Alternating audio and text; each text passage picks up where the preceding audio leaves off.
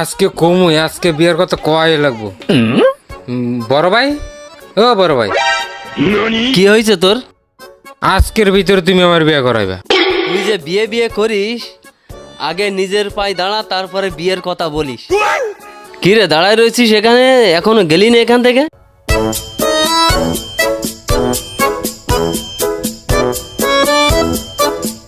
কি রে বসে বসে কি ভাবছি?